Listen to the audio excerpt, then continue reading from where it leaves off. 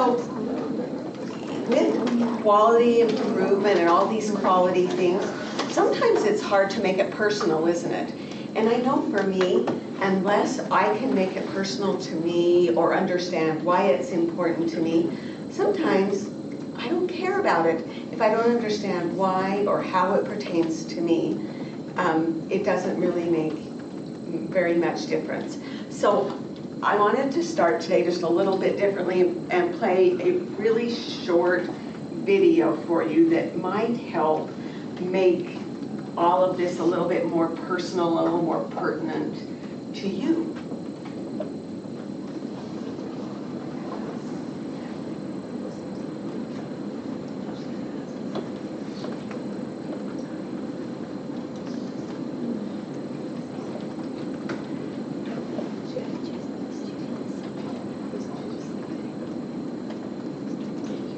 Oh dear.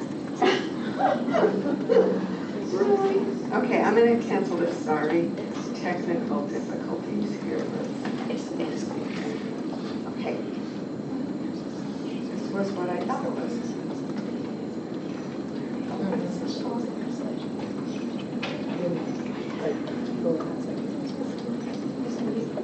Oh, man. Why?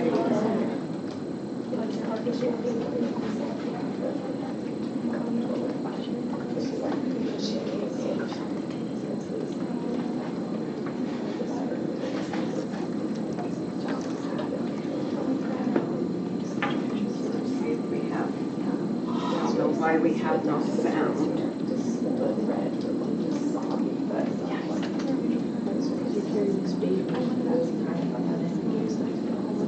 Anybody feeling really technical that might help me get sound on this?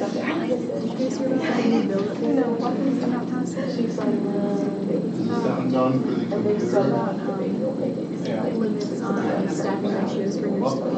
Well, maybe we don't have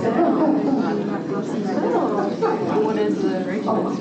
They have them for all the different nursing.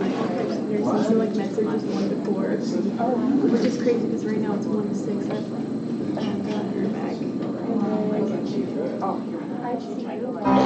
It's read the pulmonary and called the physician, asked for insulin on multiple occasions. The patient had Okay, we're going to restart. I don't know why. That was really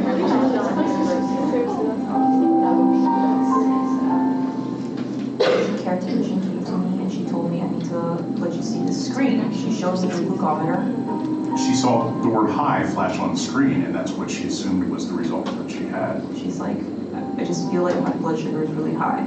So she's like, I don't feel good. I know my body. And so there wasn't really any suspicion that it would be low. And so when this error message comes up, it kind of confirmed that. So we rechecked her blood sugar and the same thing popped up. So I covered her with some insulin and I called the physician. And by the time I got her back in bed, she became like non-responsive. Ended up being a rapid response and requiring a transfer of the patient to the intensive care unit. Nurse said, misread the glucometer and called the physician, asked for insulin on multiple occasions, and the patient had a severe hypoglycemic event and had to go to the ICU before it was caught. During the rapid response, we checked the glucose twice, I believe, and the same thing kept popping up the screen that said glucose greater than 600. The next day is when I received the call that the whole time her blood sugar was actually critically low.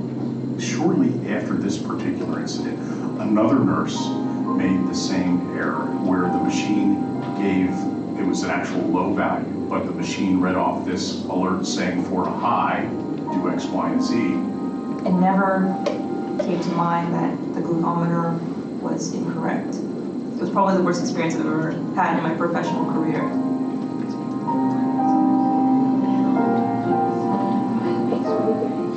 The nurse manager called our human resources department and said, explain the error, this is what happened. We didn't fully understand the ramifications of this piece of equipment and the message that it displayed. And they said, well, I think you need to suspend her until an investigation is completed. I felt like I was talked to like a 5-year-old. I wasn't talked to like an adult. I mean, I'm a nurse because I come to take care of people, I come to do my job, I'm very passionate about what I do. And for a long time, it really shook me. Like when I came to work, I was scared to like take care of patients, and I was really apprehensive about everything I was doing. I wasn't really confident anymore. It really shook me to the core. I questioned it with my boss, and she had the suggestion to invite some of the staff from the Human Factors Engineering Department at MI2 to come over and help us at least evaluate the process. I got a call from the chief nursing officer at one of our hospitals saying that they had had a case. It was a design issue that might have contributed to the case, and they wanted us to take a closer look at it from a human factors engineering and safety engineering standpoint.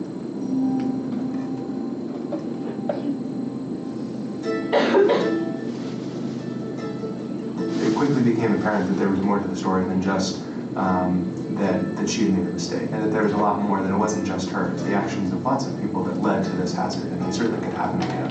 You can't fault any one individual. That's a process problem that needed to be addressed. And the more we thought about it, the more we decided that we needed to fix the process. The concept of high reliability, the concept of systems problems versus people problems, the concepts involved in human factors engineering.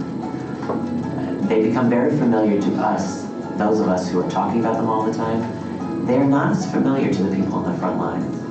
Our job is to be able to share that in an effective way, one in which they can actually use the tools and change outcomes. The leadership, when they saw our analysis of the case, they supported the fact that Annie should not have been disciplined, and they reversed the discipline. And that was doing the right thing. And I think that sent a very important message to the staff at this hospital, that the leadership supports them and takes the systems approach to managing care. There was a team there, and they were all like nodding, and they were all like validating. They were like, okay, so you know, you're not incompetent. Everything you're saying makes complete sense. And it was just like, it's like I could take a breath and be like, okay, I'm not crazy. And then when I was told by my manager, she pulled me in her office after it, and she was like, we're going to take away the discipline. She was like, they actually said that we didn't treat you so fairly, and that made me feel better, and that was like a positive aspect of the experience. We need everybody in our system, actually everybody in the healthcare industry nationally, to understand the systems approach and understand just culture, so that when we have near misses and when we have small little noticed hazards and unsafe conditions that we encounter day to day in our job, that we report it and that we look for trends, and where we can, we fix the system so that the next time that same error or near miss happens, we won't injure a patient.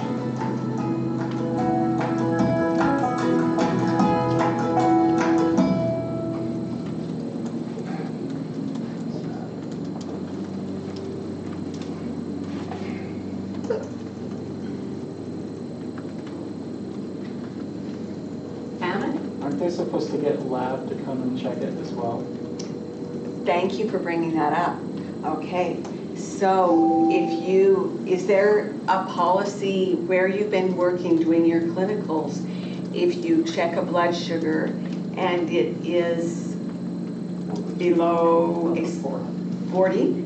It's over 400. Or over 400? Okay, that's what, I think that Madison and Irmac's policies are slightly different. I think one's 40 and one's 50, but the same thing. If it's a critical low or a critical high, then what's the procedure? Call lab. Call lab and get a lab draw. Okay, do you suppose that at that hospital that procedure might have been implemented after this incident? Yeah. Yeah. So one of the reasons why did I want you to see that video to start before we start talking about this? Does it make it seem more personal? Does it make it seem like this might apply to you in your practice, in the things that you do in clinical and as you're getting ready to be out there working as a nurse? So that process may or may not have been in place at that hospital at that time, right? So what were some of the things, okay, what occurred, if we were doing a root cause analysis of this particular incident, what would our facts be? What would be the first facts that we would garner from this? What happened? So you already did a root cause analysis very similar to this, not exactly the same. So why would we do a root cause analysis? What's the purpose of a root cause analysis? To identify where the problem happened. To identify why the problem happened. We want to gather what else about the problem? Data. We want the data, don't we? A root cause analysis is data driven, so we want the facts. So what were the facts of this case?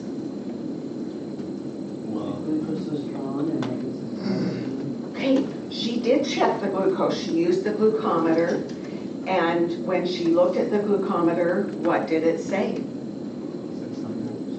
There were like repeated high ranges, but then the patient was, stating something contrary to that. So. Actually, I think she said the patient said she felt like her blood sugar was high. Right. Yeah, yeah. How do patients with low blood sugar, how's their cognitive abilities affected by low blood sugar? Altered mental status. Altered mental status. Yes, you need glucose for your brain to function, don't you? So a patient with low blood sugar is not able to reason or to accurately answer questions. So what the patient said couldn't be reliable, could it? That wasn't something the nurse could depend on. So the facts were then, we should pull up our form. We can do that, and that might make it easier to do that. If we pull up our root cause analysis form.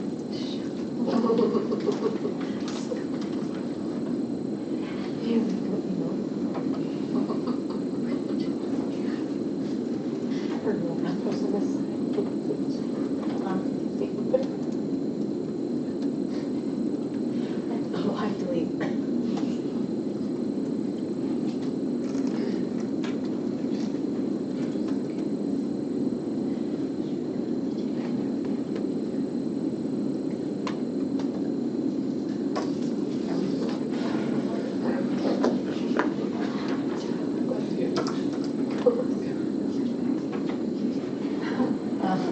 Yeah, oh, there we go. That's down.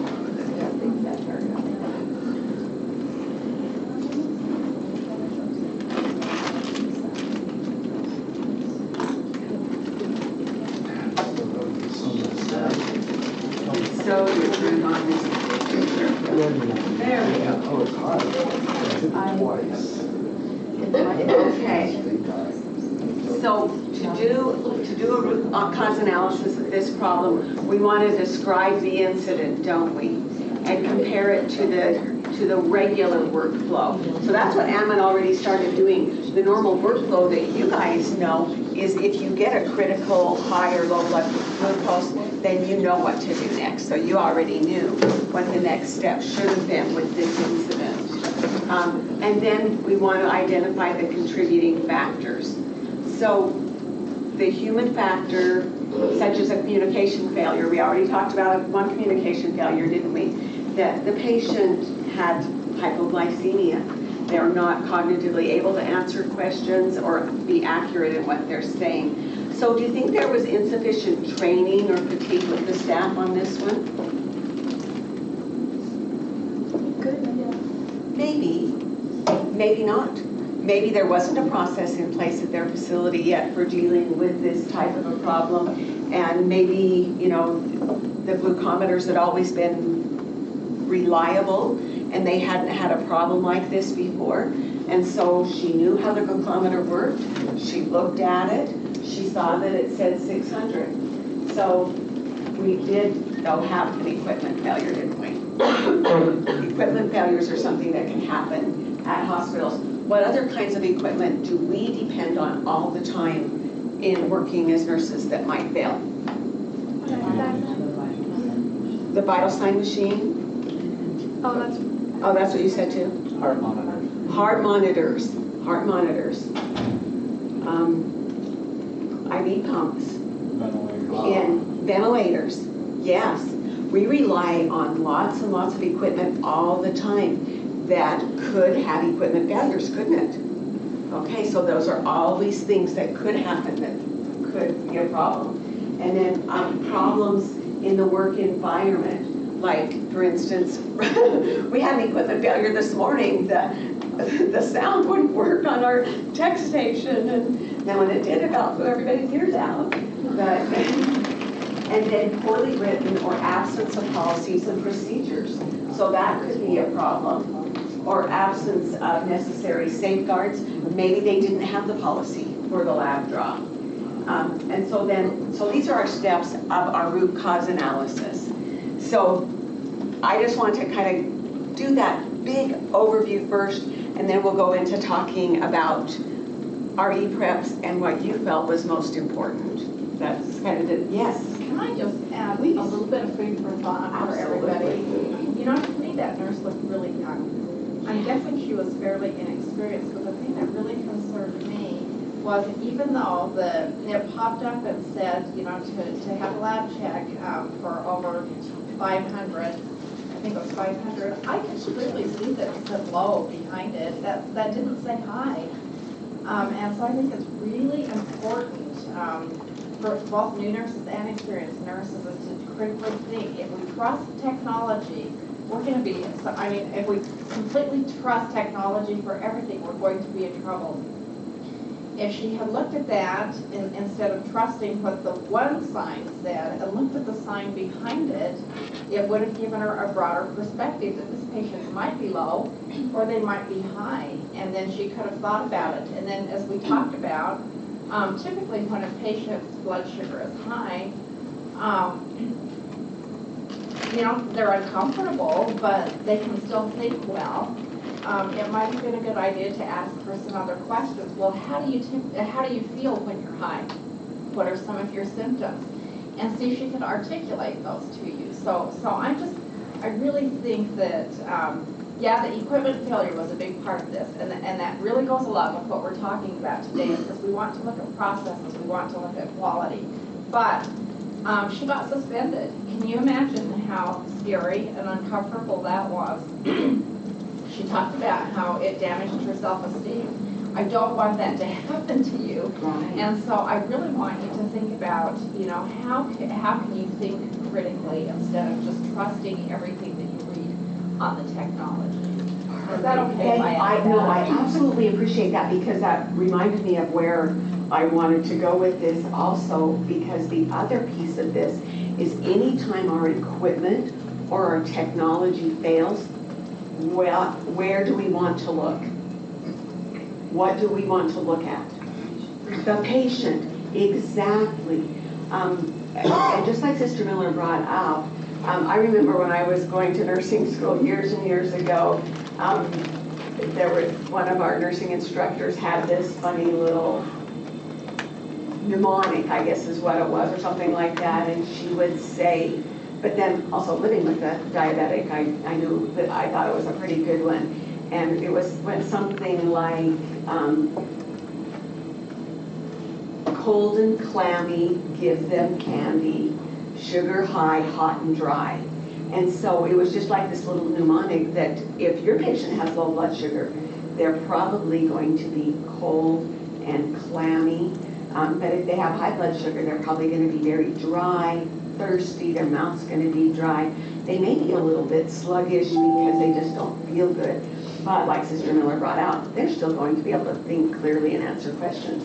A person with low blood sugar could be often equated to someone who is intoxicated or on some kind of drugs because they're not able to think clearly at all. And so anytime, and like if a heart monitor is not working, if you ever walk into a room and see a terrible rhythm on a heart monitor, what do you want to do first? Check your patient, assess your patient. Yes, okay. I'm on the cardiology floor, and that actually happens to us. So we're at the nurses station, and we're looking at like our EKGs, and we see VTAC, and we take off running down the hall and like run into our room. And the lady was fine, it was just artifact. But we were like, but it was reading as VTAC, and so we're like, oh my gosh, like so scary. So it just like kind of tells you need to check the patient. You need the machines and the technology that we have, but don't rely just on it. Great.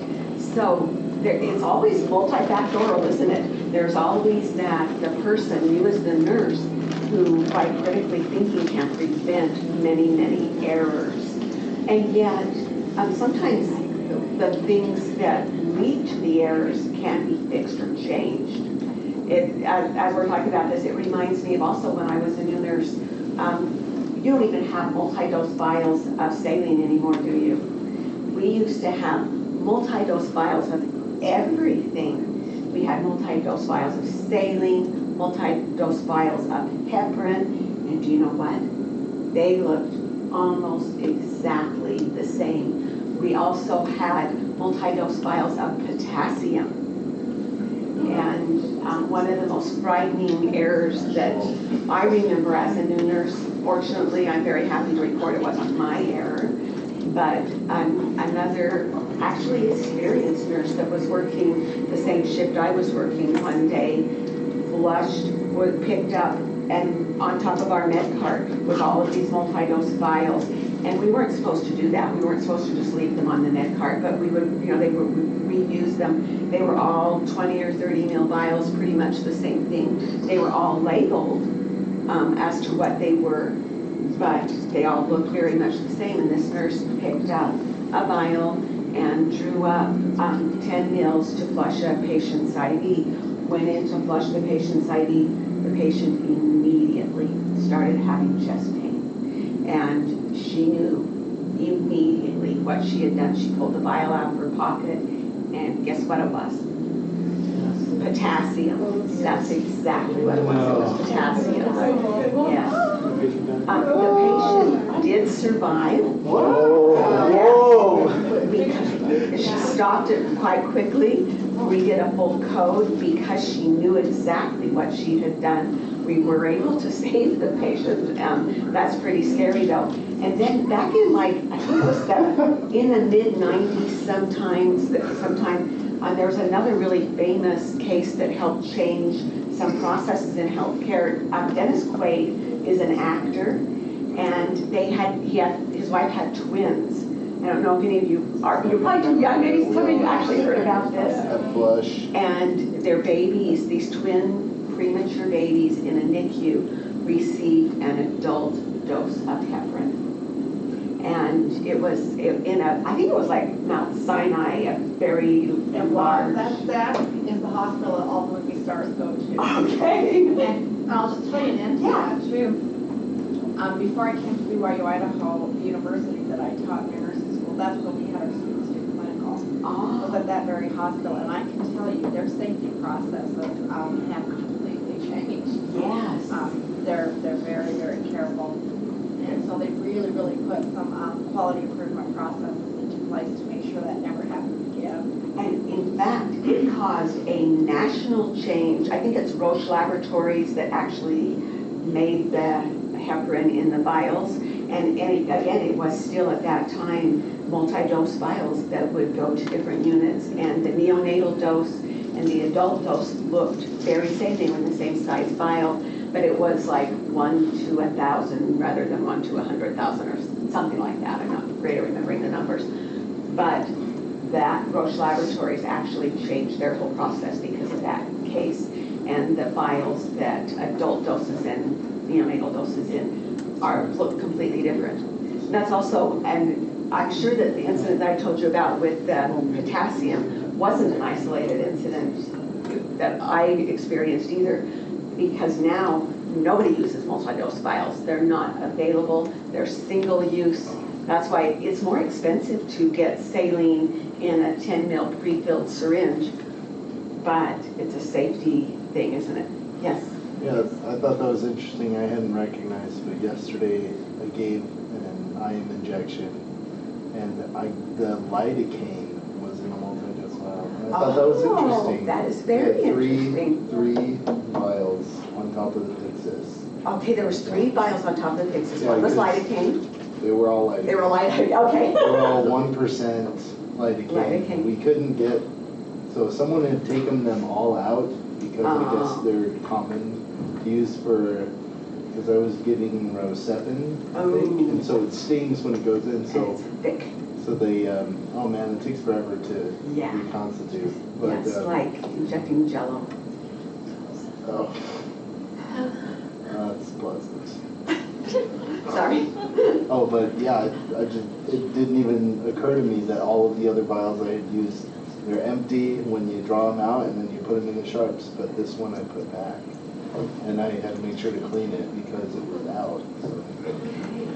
Thank you for bringing that up. That is interesting because I think your experience with multi-dose vials, it'll be interesting to see how soon lidocaine actually now even changes to a single-use vial, because if it's the only one, you know, it's probably not as big of a safety issue, but if it could be mistaken for anything else, it could be a safety issue, couldn't it?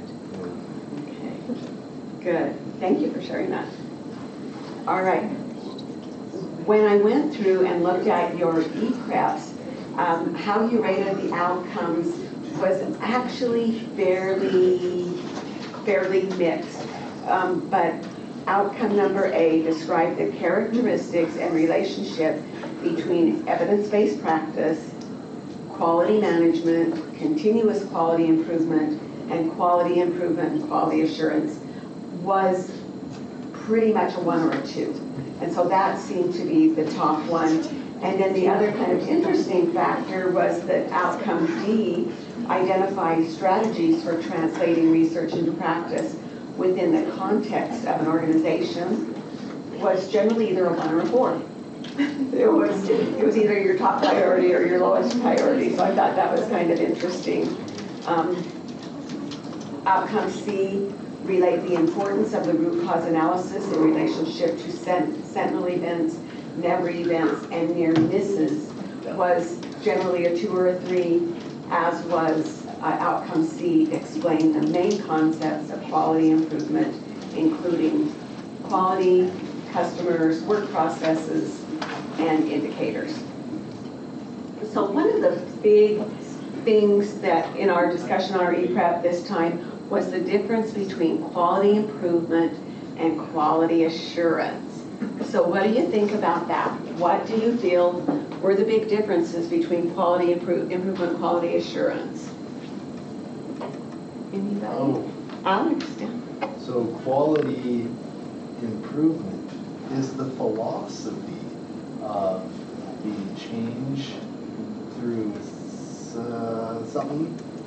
And then quality assurance is managing the people that the change is applied to. So quality improvement, at least that's what I remember it being, is quality improvement is looking to and having the thought process of doing things better, and then quality assurance is making sure people stick to the things that they're supposed to be doing better. Okay, that's a good way to differentiate that. So think of just like, oops, yeah.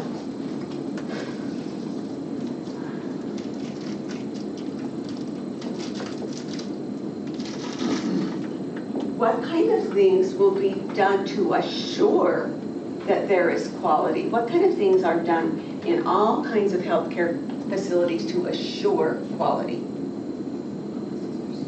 Policies and procedures.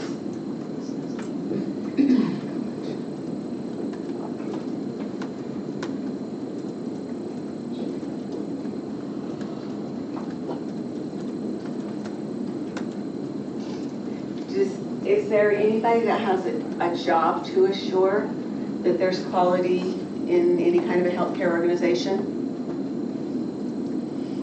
Do you think maybe even more than one person? You know, whose job would that be? Can you think of somebody whose job? Yes, Karen. At Madison on the labor and delivery unit, I think there was like one lady who was like a nursing manager or something. And every once in a while, she'd kind of go around to like the different patient rooms and ask them, how are you doing? Like, are you being treated well? And like ask them about their nurse or whatever. So. Okay, great. So somebody actually was checking with the patients to see if things were going well and to assure that things were going well. Okay, good, good. And do you think she might be part of a whole team? Yes, there's probably a whole team. And that would be one of the things that they would do. What other things would they do to assure that things were being assured that there was quality happening in their facility. What? Patient satisfaction scores. maybe? Okay, patient satisfaction scores.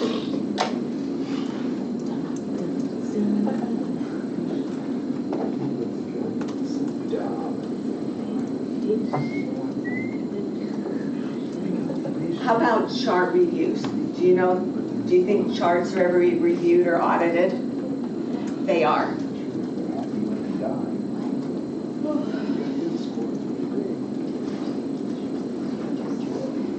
Have to do with also with your annual reviews when you're going into your manager and they're talking about, they're looking at the nurse and all of their. Probably if there was a problem, then that would go to the Quality Assurance Committee. But, yes, Hammond? Would this be like infection data? So like they Yes. review results of infections, or like hospital-acquired infections and other things like that? Infections or errors, would they would review any infections or errors. And how would they get that data?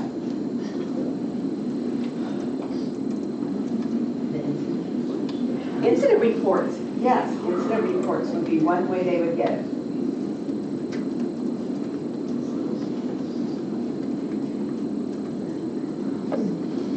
And they also would be responsible for checking like lab results, especially following up on cultures and things like that. Okay, good. So there's a lot that goes into the whole process of quality assurance and quality improvement in all healthcare facilities. And nurses are definitely a part of that. Do you know what the patient safety goals are? To identify, that's one of the first ones is to patient identifiers. Make sure to identify with at least 2 identifiers.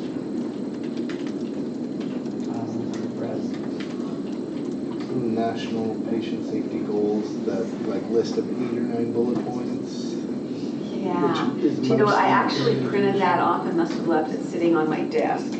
So I'm like kind of mad that I did that, but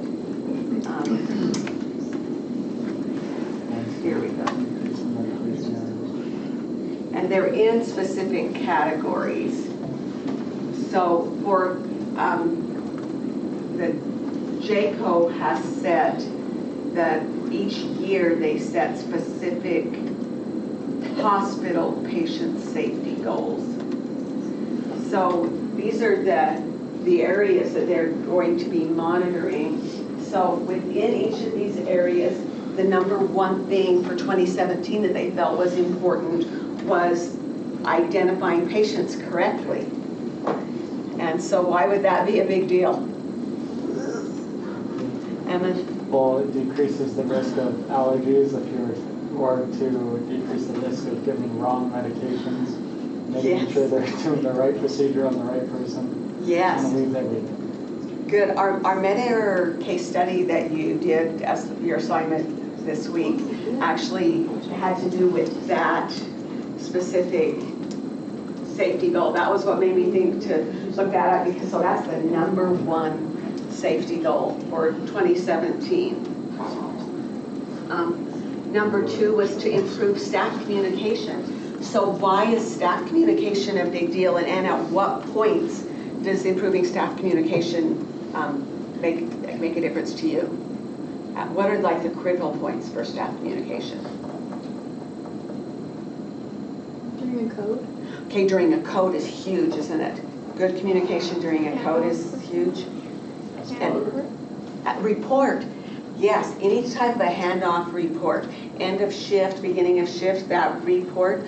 Also, if your patient's going to another department, going to radiology, anything like that, any of those kinds of things are really a big deal, aren't they? Make sure that accurate communication comes across.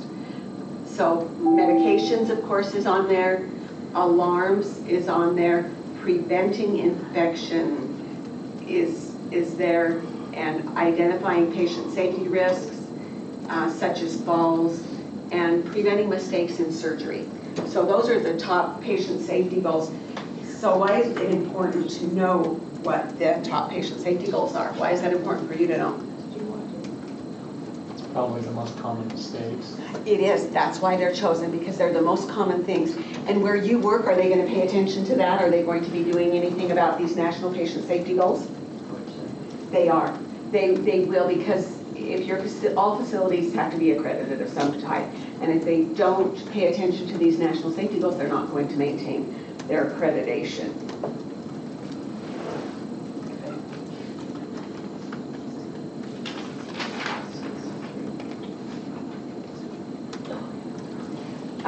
Some of the things that it's really, some of the language in here, I want to make sure that you completely understand what some of these things are and what they mean. As you were doing your reading, did you read about never events, sentinel events, any of those kinds of things? Who knows what a never event is? Should never happen again. It should never happen again. Yes. They're identifiable and they're preventable things. Just errors that are preventable. Great. Okay, a never event is preventable. That's an important thing to remember. So what's a sentinel event? How are never events and sentinel events different? What's that? I thought they were the same. No, they're actually different. I was on the same boat with that. What's that? I thought it was the same thing too. So, Okay, anybody? Okay, Alan? So they're, yeah. Oh. I use my resources. Okay, that's all right. Use your It resources. says it's unanticipated event in healthcare setting resulting in death or serious physical or psychological injury to patients. Okay, great. So that's the difference. A sentinel event is very, very serious. You can think of it as being serious. And it does result in either death or serious injury. It could be psychological or physiological injury, but it's unanticipated. And it's something that doesn't happen within the natural course of the patient's care or their process, their illness. But on the other hand, a never event should have been anticipated. It's something we can prevent. Can you come up with an example of a never event? A med error. So is this so would a never event be something that's related to the illness or disease that they actually have? So if they're diabetic, you know they need to take the medicine, or you give too much medication or whatever that is, and so it happens that they go too low or too high in there. And they end up with brain damage, permanent brain damage, or death. Yeah. That's what it also has to have. That's the other thing. Is both a never event, a common never event. One of them that you can think of that you'll hear about would be like a wrong site surgery. For instance, if I went in for surgery on my right knee and I got surgery on my left knee, that would be a never event. Okay, that's something that's absolutely shouldn't happen. Yes. So is a sentinel event preventable? It may not be. A sentinel event may not be preventable, but a never event is preventable.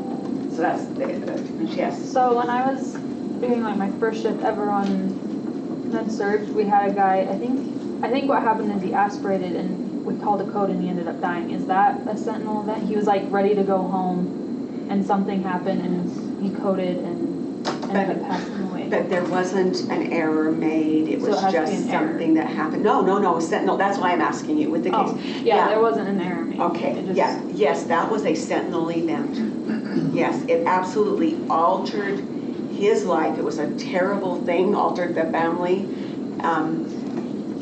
If he had been given incorrect medication that he had an allergic reaction to, it would have been a never event. Does that make sense? Okay. All right.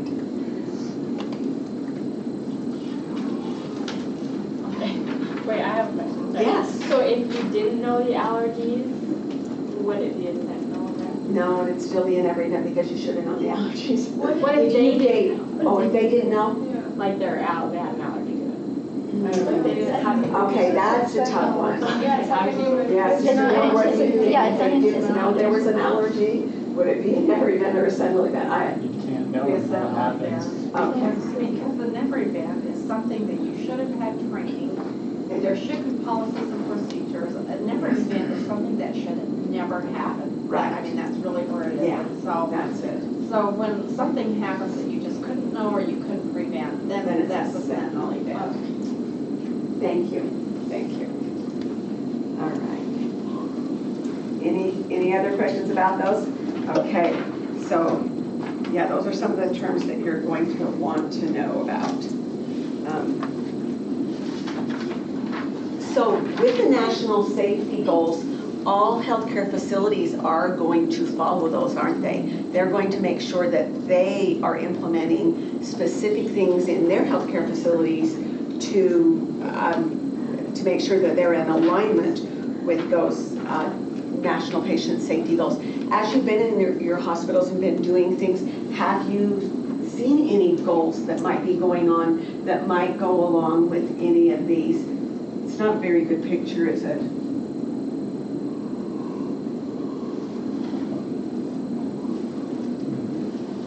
Anything that you've been told as you were doing your preceptorships that made you think, okay, this was something that they're focusing on? Yes. At Bingham, they have these things that they put on for hand washing. Oh. And so just to prevent infection. And so every time the nurse goes in and out of the room, like if they don't wash their hands and put it like by the sensor, it turns red. And so it goes somewhere so that they can tell. And the nurses like hate it, you know, because it's one more thing. Oh, yeah. You just have to put, You just have to put your hand by it to turn it green. But it's interesting because a lot of the patients will be like, why is that thing blinking red on your shoulder or something? And they're like, oh, it's because I need to wash my hands before I touch it. So then they go wash their hands. And so it's kind of helpful. Very cool. Very cool. I love it. Yes. So that goes right along right here. I don't know if you can read this. Can anybody read this? That's the top thing under prevent infection. Use hand cleaning guidelines. It's the #1 thing in preventing infection in the National Patient Safety Goals. So that goes right along with that. Yes.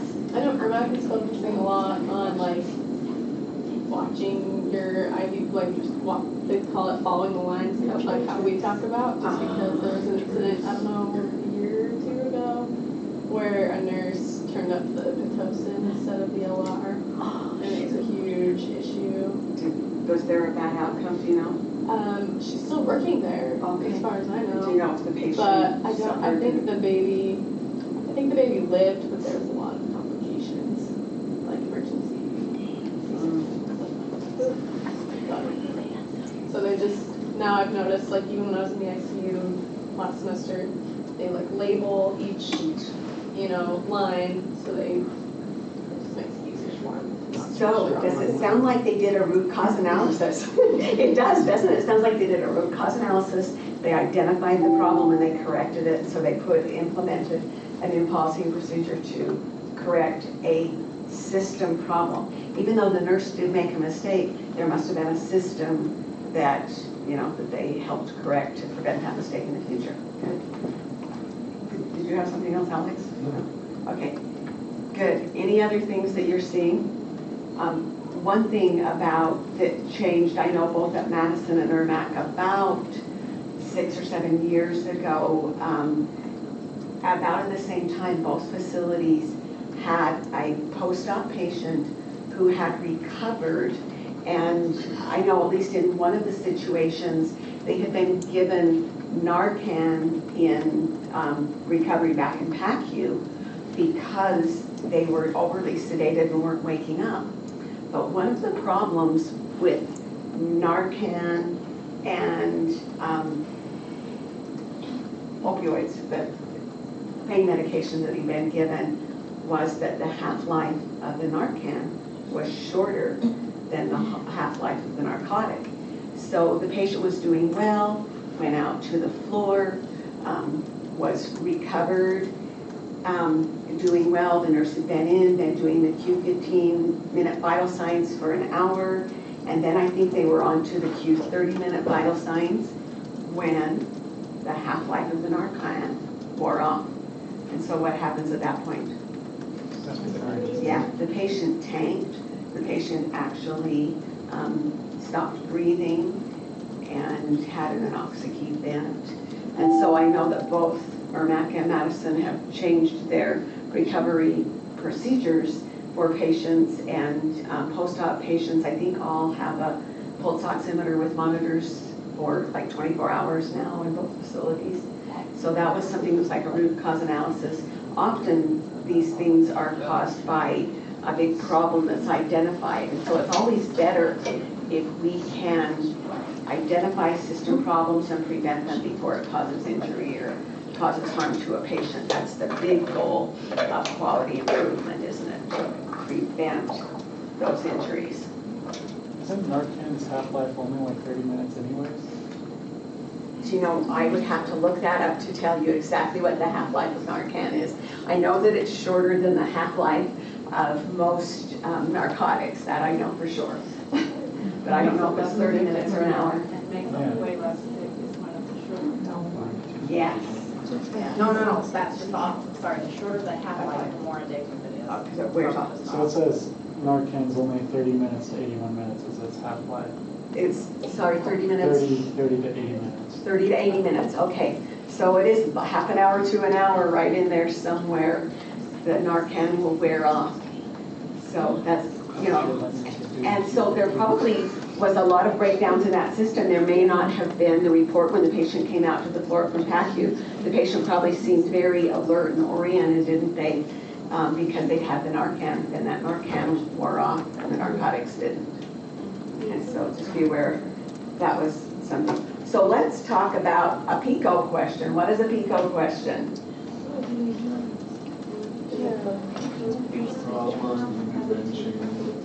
Okay. The problem, the P is problem, the P is either the patient or the problem, right?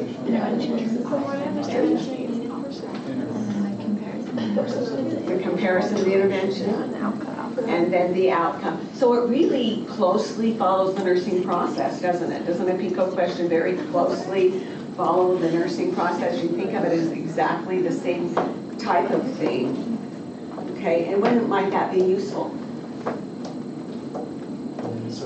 In research. Good, good. Okay.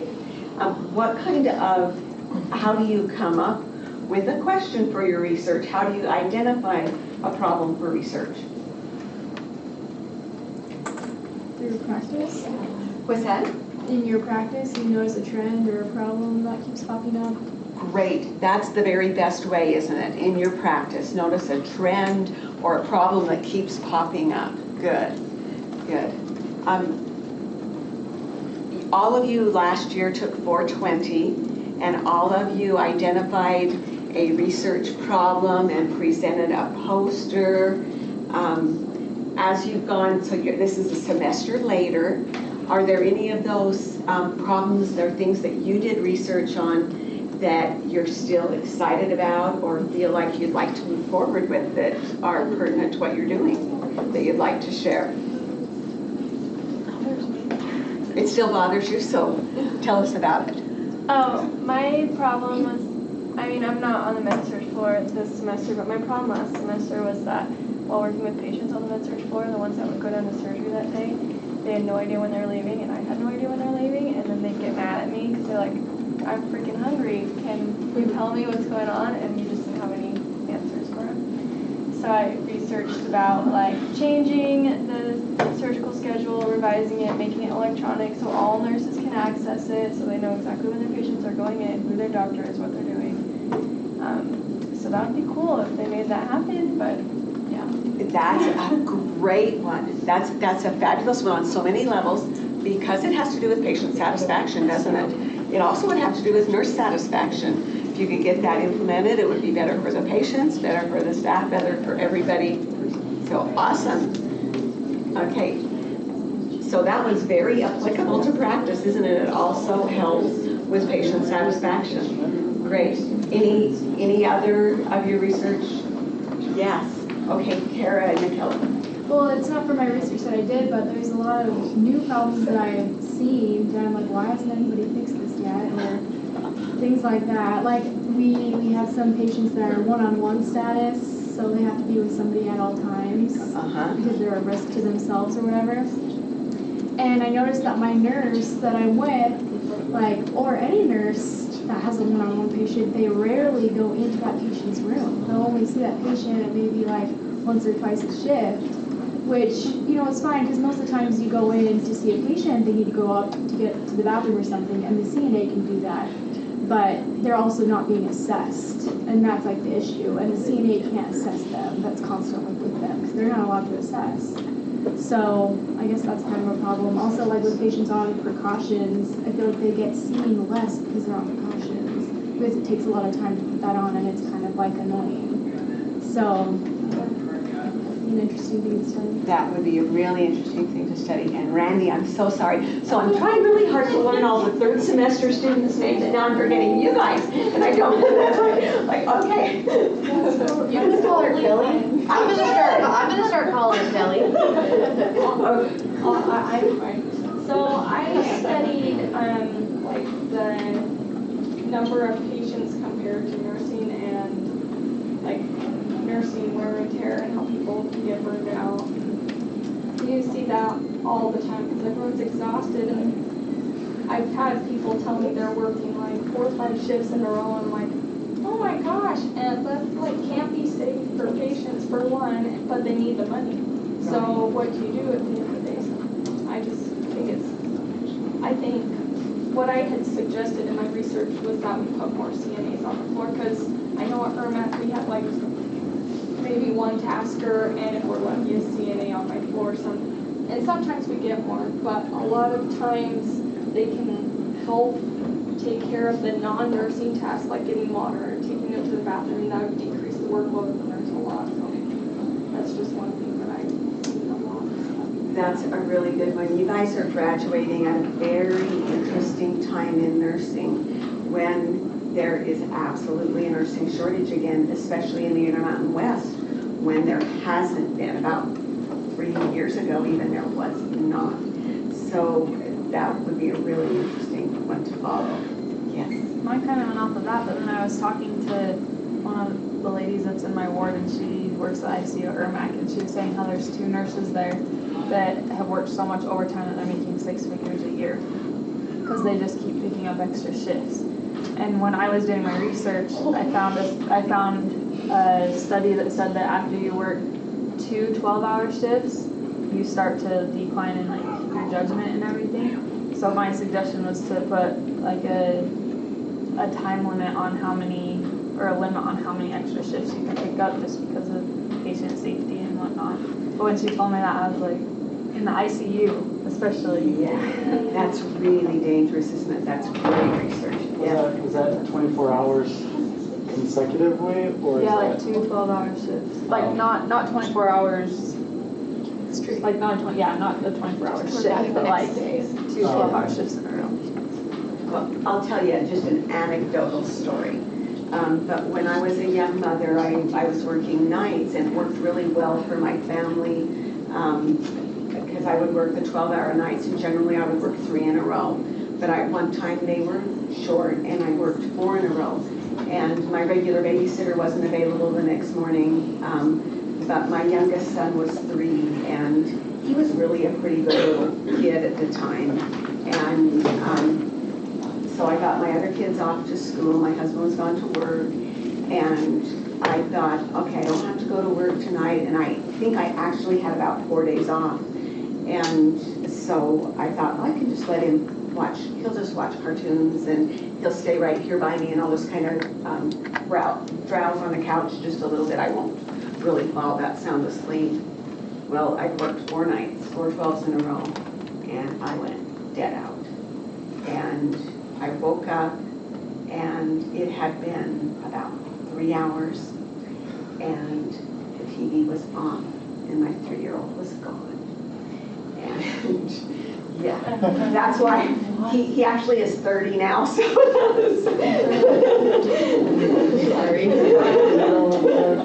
So I still, it's like it just makes me sick when I think about it. But yeah, I went screaming out of my house like a crazy woman. And so truly, that's anecdotal evidence, but if you work 4 12s in a row, you're not in control anymore. And I did find him, he'd just gone to the neighbors to play, and he's alive and well and 6'2" now, so. But yeah, it's really, I think that would be really great research of how too many consecutive shifts affects you, and especially at this time right now where things are so busy. Okay, let's talk a little bit about the Stetler's model. All right, so how do we implement, how do we use this research that we do? How do we implement it into practice? Anybody? What does Stetler's model tell us? What is it? How do we use it? What's the first phase? Preparation. So first we have to prepare all the research, don't we? We have to get it all ready, prepare it, make proposals, get it all ready to go. And so then what's step 2? Validation. How do we validate research? How can it be validated? Might we do like a trial, do it in some type of a controlled environment? We won't want to like just try it out on patients first, do we? We want to try it in some type of a controlled environment. And then what's phase 3? Comparative evaluation. Okay, so there needs to be more than one trial, doesn't there? In order for it to be valid, it's got to be, we've got to have more than one. You can't just do research on one little controlled group and have it know that it's validated and worked. Okay. Phase 4 is, okay, so once you've got enough research, there's been enough trials, it's validated, and you've been able to compare and make sure that it works in a number of different areas, then it can be used and applied into practice. But then we're not done, are we? What's the final phase? It's just like the nursing process. Yeah, we have to evaluate it to see if what we're doing with what we're proposing actually works.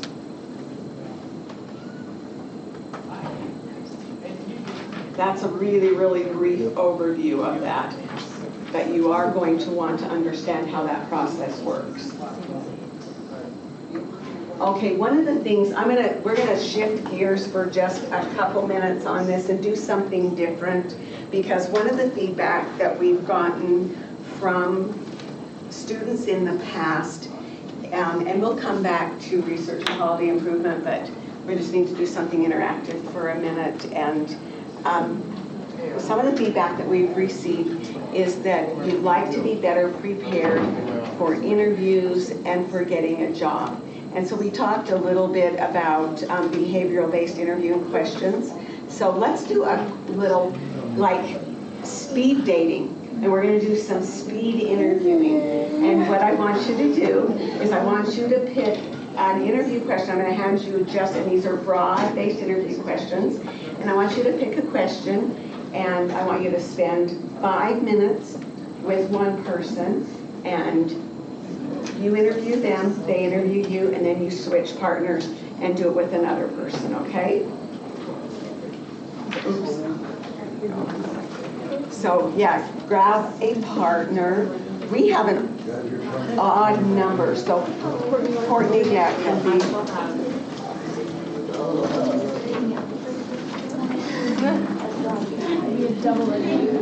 Yeah, double interview. Oh, they get a triple day. Here's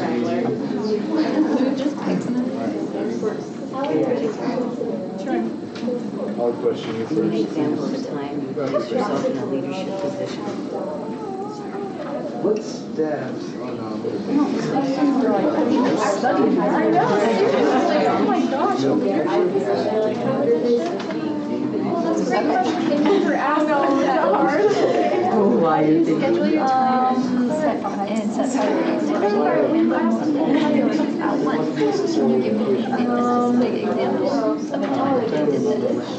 Well, one time, recently, actually, I started working on Nurs now, and my I'm working in a nursing lab, so I'm a student, and I have everything to have trouble doing everything I need to do.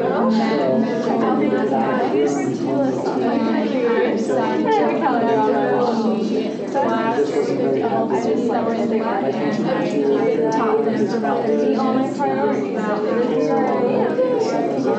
How do you decide which priority that? I think that will help with the time as a teacher.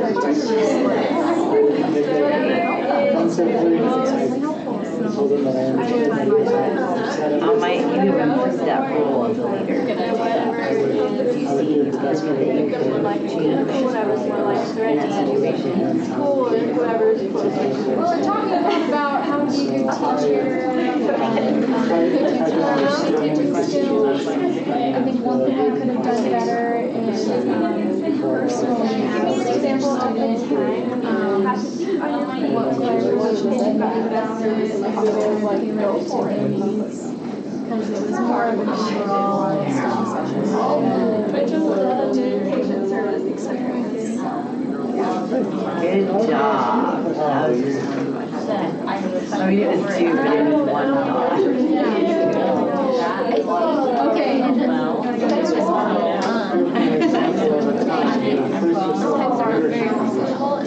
Give me an example of a time when the resource structure project was changed last week. Sitting or when they have access to like close by. I know. Let me understand what the question is. I know me either.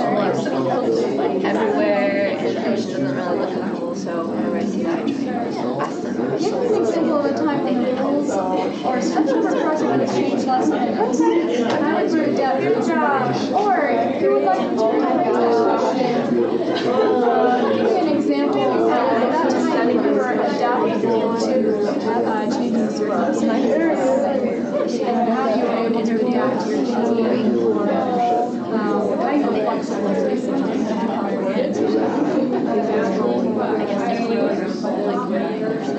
Whenever people ask me how my life goes, I'm like trying to think of my life.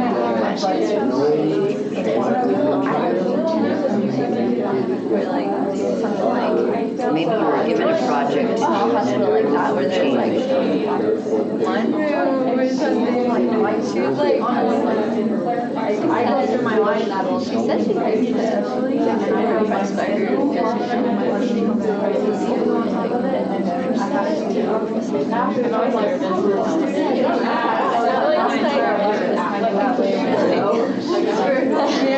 So for example,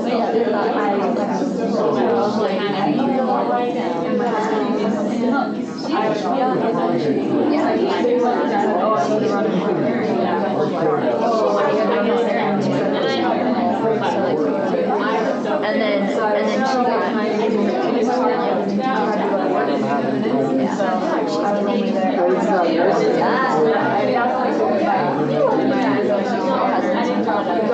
so they start the lesson. yeah, I think so. I got her, or I got a little email for Oh, yeah, she's taking the MCAT. So that will be like trying to be flexible. So as part of the head of this organization, and Yeah. as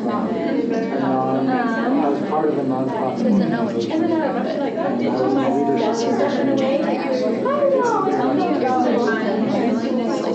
plan.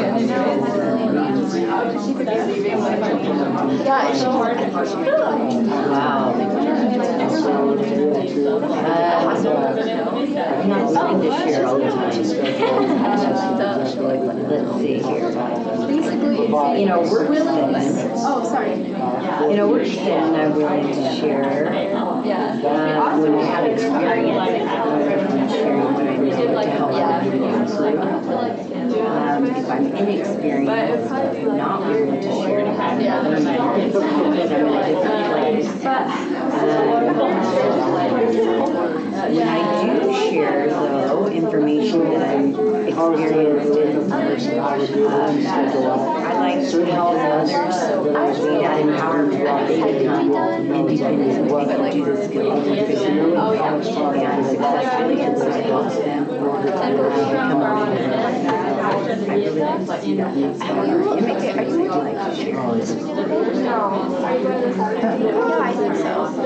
Yeah. So are we like? We're serving. We're serving. Opportunities to talk about. Yeah. Well, those are two different sides. I guess it goes so That's basically saying that's easy to share your knowledge. Basically, once a time you talk to like just talk to them. I think these are just worded right. After this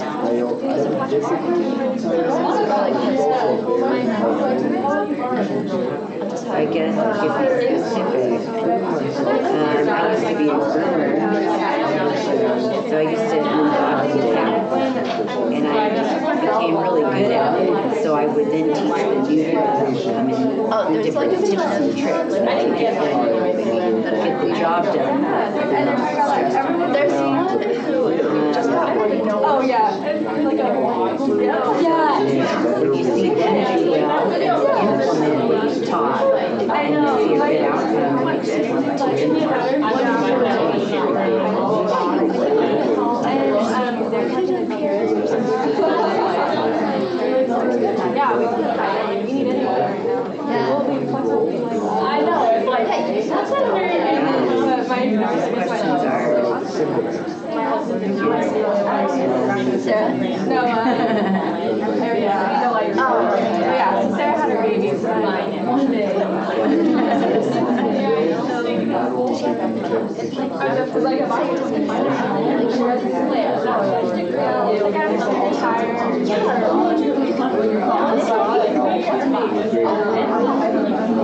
So yeah. Sarah's awesome, right? Yeah. Oh yeah, that's my husband. Oh, so any like the short hair, like really short? Yeah, and she had like dark hair, really light. Yeah, so we're concerned, so I just got to know her. Yeah, there's like she's having a baby, that's what that's also hard. Related to that, yeah. They're both the ones.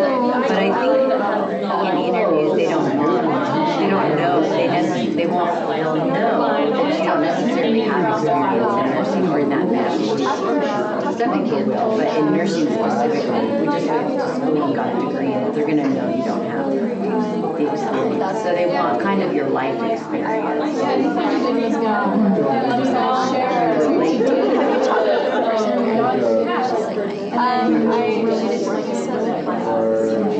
So she's kind of like sharing her knowledge because I saw what a great outcome it was. No. I think just being recognized Okay, you should be on your second person. You should be interviewing yourself. This drop out we were doing. Switch. Yeah. That was a good one. I want to do ask him. You guys really hard, right? I call Courtney. It's I don't know what happened. Oh, seriously? Yeah, man. Because. but I didn't answer her.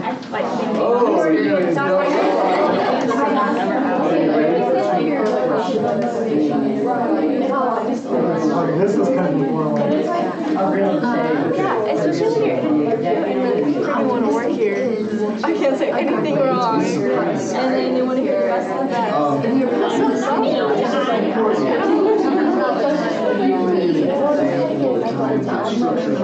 Even just like questions like for homework, like tell me about a disease that you had here. It took me like a minute because and I'm not pressuring to answer everything but it's not like a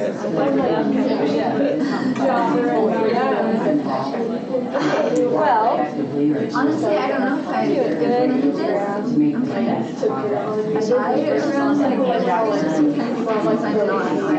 Both of the adaptability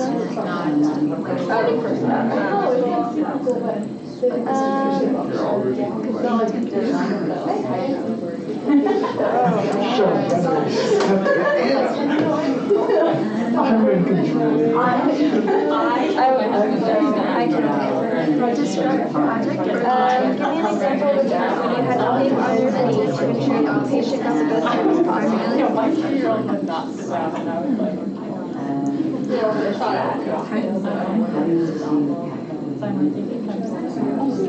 Good question, right? Describe a project or idea, not necessarily your own. That was implemented or carried out successfully. Maybe this one's easier to figure out. I guess the patient service experience that you had to handle perhaps an angry or upset patient be specific to what you did not do out. The hardest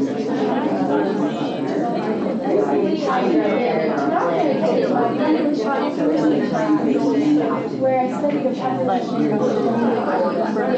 for some really trusted me and wanted to talk to temporary back in that kind of stuff. Wanted me to send this letter to BYU-I because something bad was happening about it. She only trusted me to do it. And she got upset when I said, well, I don't know how to do that because I can't do it. She got really upset when I said, well, and I just had to set limits with her. I can ask, but I'm on here and now that's not allowed. Take that stuff out. You're gonna have to go through the proper channels to be able to stop calling on me. Oh, I don't know.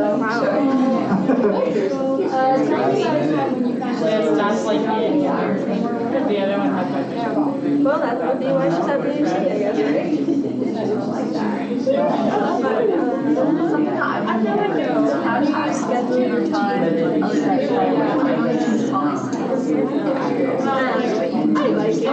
oh, this is a question Lydia asked me. But then I have this. It's still, my answer is still the same. I could say that I'm a student and but I have to make it down. So like, I can put like Steps to follow the study problem before making a decision. Can you tell me a time when you made a decision? So for a question, So like, what do you do? What do you kind of do when you they will change things. Now it keeps back like, well, if I thought about this, I guess when I make decisions, I have to make a decision if I don't know 100%. and boom, answer the question. Like with the patient's decision is a lot different than just like, but they give you the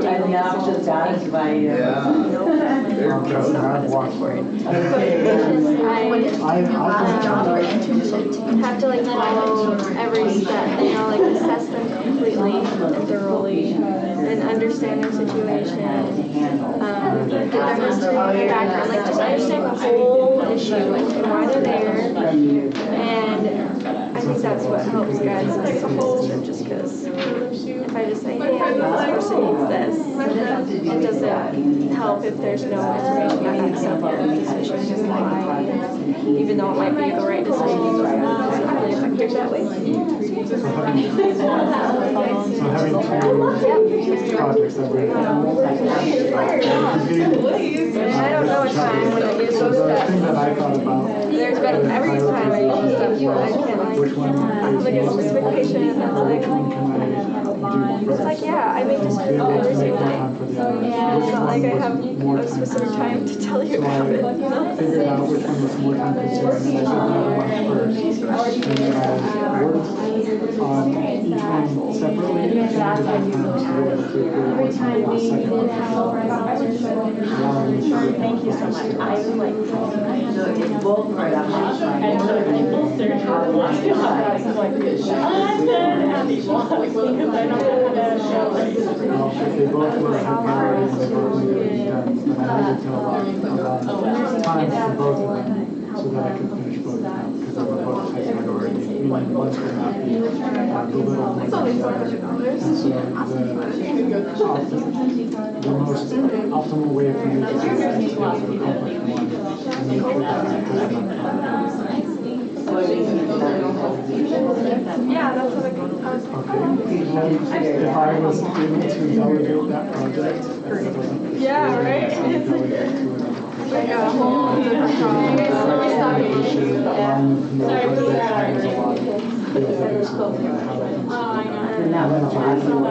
So is it optional or is everyone? School projects, I can. So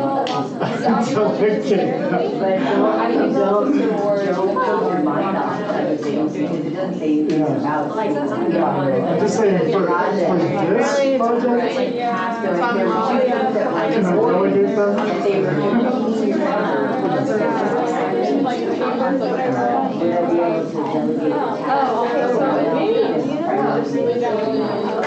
What about reflection? I know that was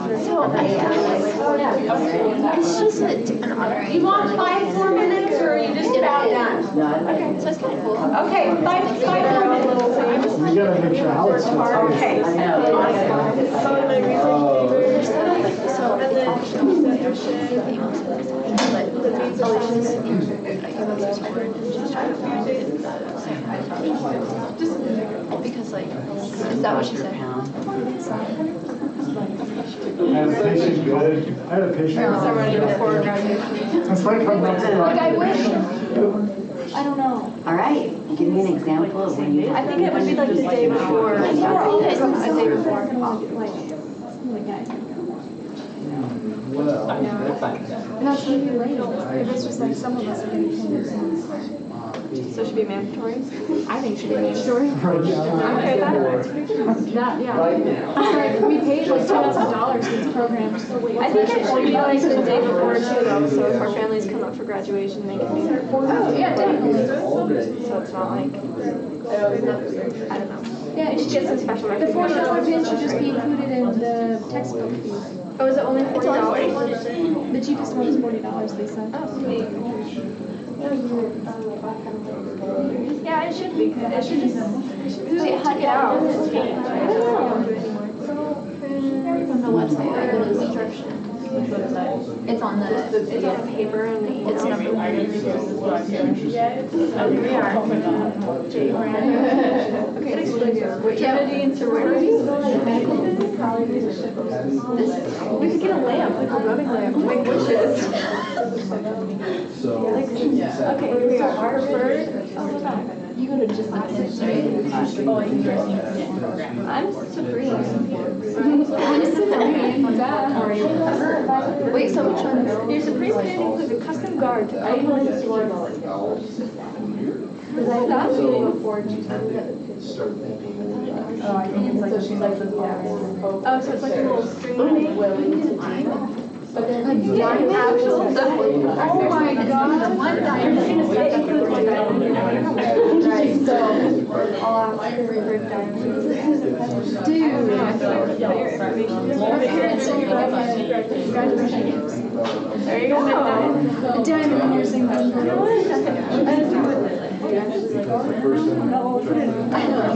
Keep it on your scrubs for the rest of your life. Oh yeah, I'm like, I don't know what you do, honestly, but company name. Yeah, they are. Do we put a company name?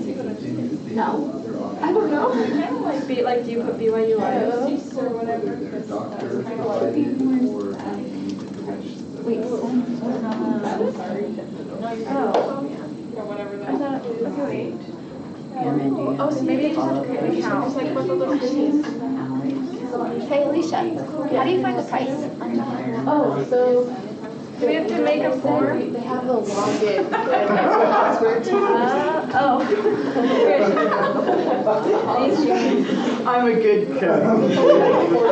Okay, this sounds like this is a good time to stop this activity, but did you find that helpful? Yes. Yeah. Okay, so these are all just general areas, but on this, it has all of the different, most healthcare facilities are now doing what's called behavioral-based interviewing, which is what you just did.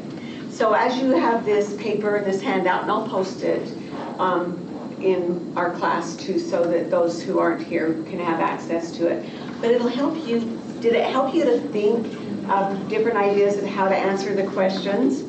Think of experiences that you've had and have answers so that when you do an interview. So what part of this did you like best? What did you find the most valuable in doing this activity? Ellen? Well, I think interview questions are sometimes the most difficult because you have to apply yourself or think of things in your past, which allows you, and sometimes you don't think about those things exactly, and so it allows you, test-taking strategies and everything like that. We have to get in the mindset for that. This allows us to get in the mindset of how we can help a company or how we can help other patients or what we do in certain situations. Good, perfect, yes. And I also liked, there are two classmates, Ryan Frederick Bishop and Joseph Rainey.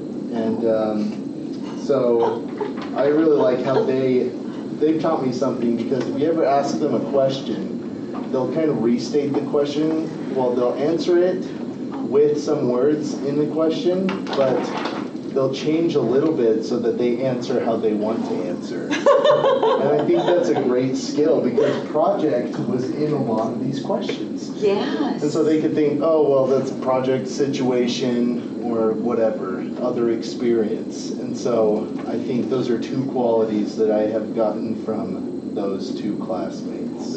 Very cool. That'll be fun. I hope they enjoy that when they watch the video and realize that they have been helpful.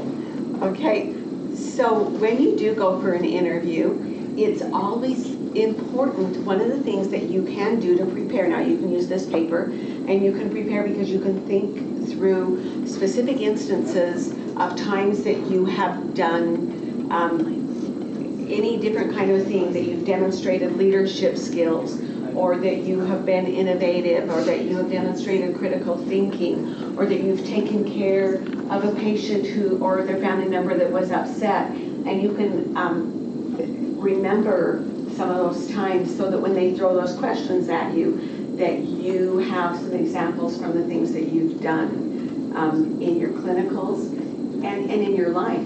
Sometimes where you've not worked as a nurse yet, you might not have specific examples from nursing in every single one of these areas, but you may have an example from life, either from living with roommates or being married, all of those things that you can show that you know how to compromise and get along, and be a good team member. All of those things are really important in interviewing skills. A couple of the other things, there's questions on there. What's pretty much the last question they're always going to ask you, or a couple of the last questions that you're always going to get asked in an interview? What are your questions for us? Right, what are your questions for us? So what are your questions? What are good questions to ask when you're interviewing? What do you want to ask them, and what do you not want to ask them?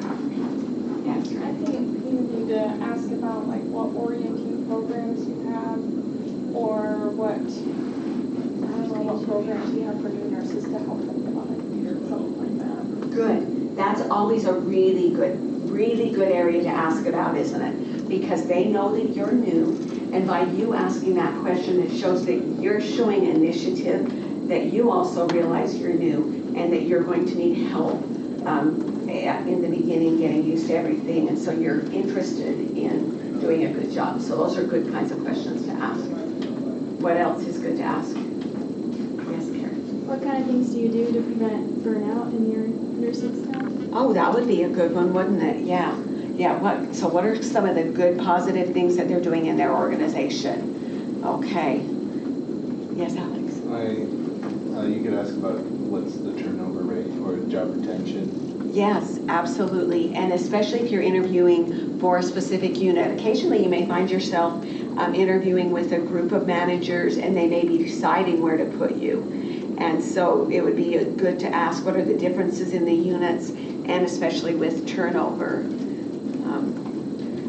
Some of the other questions that you would want to ask would be questions that showed that you had done your research on their facility. One time my husband was a patient at Intermountain Medical Center and he was there for quite a while, so I became very familiar with Intermountain Medical Center.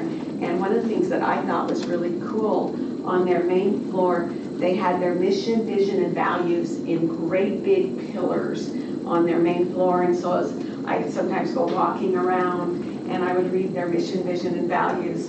And then I would ask the nurses little questions about, hey, I noticed down there, is that really true? Does it really work in your facility? And you know, it was kind of fun and interesting, the different questions, the different answers I would get from the nurses. And so questions that you can ask that show that you've done your research, that you have made an effort to learn about the facility, especially if you're going someplace that you haven't been, if you're moving, you know, someplace out of state, anything like that. One other question they may ask you might be something to the extent of, we have 10 applicants for this position, why should we hire you? What's a good way to answer that question? You may not get that because there is a nursing shortage now, but you may. Any ideas what would be a good way to answer that question? It's important, isn't it? Yes, Alex? You can talk about your program and why your program is better suited if you're not competing against classmates, or your program is better suited to train you or educate you than other ones could be. Okay, good. Yes. Going back to the beginning of the semester, tell them why you're interested, why you're going to be a nurse, what you're going to, like, why, just that whole why thing. Yes, good.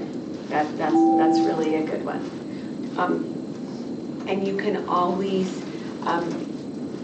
if it was someplace that you did your preceptorship, that would be a really great example, because like we said at the beginning, your preceptorship is the best job interview you can possibly get if you have 120 hours to show them how great you are and how well you fit into their culture. So that would be a really good one if you did your preceptorship there or on a similar unit. You know, you could use that and said, I did a 120-hour preceptorship. I really learned a lot of great things. I enjoyed this unit. I feel like I fit in well. Those kinds of things. So always any kind of a positive thing that, and you want to give some specifics too about what attributes you have, or, you know, that I do have the ability to be a really good team member. I know that I'm new. I know I'll be asking lots of questions, but I work well with other people. I, you know, had multiple jobs, and I did well in school. I worked really hard, passed my NCLEX on the first try, which to date, every single one of our graduates from last semester that's taken has passed. So those kinds of things are really good to tell. One other question that they're probably going to ask you is, what else would you like us to know about you? So how are you going to answer that one? What kind of things do you want them to know about you? It's a tricky one. That is a tricky one. It is. You need it personal, but not too personal. Exactly. You want to be personal, but not too personal. You want to sell yourself, but not come across arrogant. So how do you do that? What kind of things? What kind of things would you like them to know about you? Yes, possibly qualities that make you an effective nurse. Yes, qualities that make you an effective nurse. What kind of qualities would those be? Being assertive. Good. Just, do you want me to keep going? Keep going, keep going. Confidence in your own skills, being able to communicate therapeutically and allow the patient to know that they're understood, and you can give quality care based on those characteristics that you have. Great. So one little trick you can do with that, if you feel like you're coming across arrogant and you're worried about it and you don't want to say it, you can always kind of put a little bit of a spin on it, but be sure it's sincere. And one of the things you can say is, during my preceptorship, one thing that I saw that I really tried to emulate is my preceptor was really great at listening to the patient. And I really have been practicing that, and I think that's something that I can bring to your facility that will be really helpful. I got really, the patients that I took care of, I feel like they got really good care. I listened to them, they knew they were cared about, and I'm going to work really hard to prove myself. You know, those kinds of things. Those are the kinds of things that you can always say that, you know, but like I said, make sure it's sincere. If your preceptor wasn't really good at that, don't use that example. But if there are things that you saw in the clinical setting that you learned from other people, that's always a really good way to bring out positive things. Okay? Anything else that you guys want to talk about interviewing? Okay, yes, Karen. Oh, I was just going to add one little thing that we were talking about at the end. I think one good thing to say is, like, not only do you have like the good nursing skills and you're a great nurse, but you're also like a trustworthy employee. And that kind of like sets you apart from everybody else, because everybody else is going to talk about, oh, I practiced this, I did this internship, I have this experience. But if you can say, you can trust me, I'm going to like be responsible and I have integrity, then people are going to really value that. Great. Yes. I think it goes to like our missions and values that we have on our portfolios. If we have those in our brain and we know what we stand for, to be able to tell them that will show them. Absolutely, absolutely. Other things to go right along with that is any other jobs that you've had throughout your life. If you've never been fired from a job, if previous employers have written you letters of recommendation, if they have offered you bonuses to stay, any things like that, it's always a good time to bring up things like that. Okay, that you've been a good, trustworthy, loyal, dependable employee in the past. So those are always really good things to bring up. So before I forget, I'm just going to tell you that next week, Rachel Gonzalez, who is the CEO at Madison Memorial, will be a guest speaker in our class. So it would be great if we could have as many people here as possible. She is really quite amazing. A couple things that would be good for you to know about Rachel. I've known Rachel for a long time. She's actually my good friend. Rachel Gonzalez is not a member of our church, but one thing that I learned about her very early on is she's absolutely a person of integrity. She has a great work ethic. She has great integrity. She is an RN. She started out as an RN. She was a chief nursing officer, and then she was a chief operations officer, and now has been the chief executive officer at Madison Memorial for about 5 or 6 years. I'm not exactly sure how long. I'll have to find out exactly how long. She has her PhD is in organizational development, and so she's really a great speaker, really an interesting person too. So I hope we can have lots of people here to hear Rachel. It will be really good. A couple of the other things that probably we'll probably let you go. Oh, it is almost time, isn't it? I was thinking we were going to be done a little early. But a couple of other things that I just want you to know about research. I want you to know about the AHRQ, the Agency for Healthcare Research and Quality. This is a government agency that's right under the Department of Health and Human Services. And their main goal is to support research and improve quality of healthcare. So on this website, there's lots of really great things that are available, really great things that are helpful for healthcare.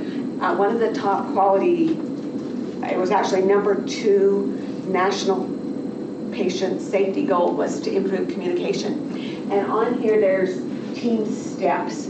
Have you heard of team steps before? More than likely, was that a yes? Oh, No, that was just, okay. Anyway, more than likely, once you get out in nursing, you'll be trained on team steps. Team steps is a way to improve communication in healthcare. It's something that has been used probably for about 10 years now. It was created from research, it's been evolving, and it's a whole bunch of strategies to improve communication in a healthcare setting, and it has multiple healthcare settings. So there's even like team steps for rapid response, there's team steps for handoff communication, and there's videos and things. So it's just good for you to be aware that that resource is there for you. There's videos that you can watch. So when you are getting oriented, don't be surprised if you're trained on team steps, or sometime throughout your healthcare career you will be.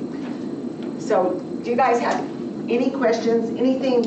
Okay, I'm going to just throw out a couple words for you. I can tell that you're probably kind of done with research and evidence-based practice, but know what all these things are.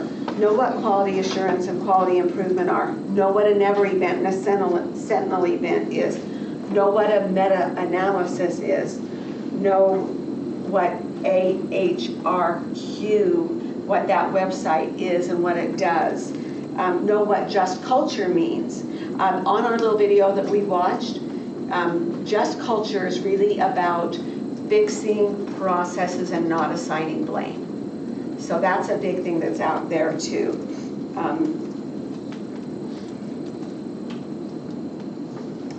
Okay. All right, you can go. We'll let you go a little bit early. Have a great day. Unless anybody wants to talk any more about the Agency for Healthcare Research and Quality or team steps, I'm happy to talk about it. Yes? I actually have a question going back to the interviewing. Have you talked about pay? I always felt that was super opposite. Okay, good. Yes, that's a great question. Don't bring up pay during your interview. To talk about pay is when they offer you the job. Okay. And the other thing, if you have been interviewing at several different jobs and they call to offer you a job at maybe not your #1 choice, you do not have to answer immediately. You can get all the specifics and you can say, how soon do you need me to let you know? I'm going to need to think about it.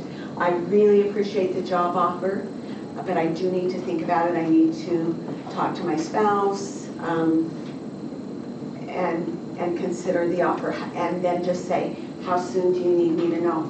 Or, for instance, if you've already received one job offer and you get another one at your dream job, but your dream job offers you less pay. Tell them. Yeah, tell them. That's right.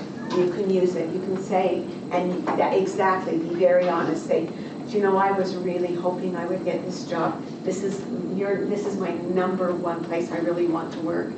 But I've been offered another job, and they actually offered me $1 an hour more. Would it be possible to meet that? Okay, before that conversation, we go back and watch Robert meets. Yeah, negotiate, because it really is okay to ask. And if you start a little higher, yes, pay off a little Yeah, I think I'd higher. rather do Don't ask me. Yeah, that's it, don't be afraid. Yeah. We talked about Yeah, we were talking about this. And before you go to your interview, talk to somebody about Once that eventually get in North Carolina.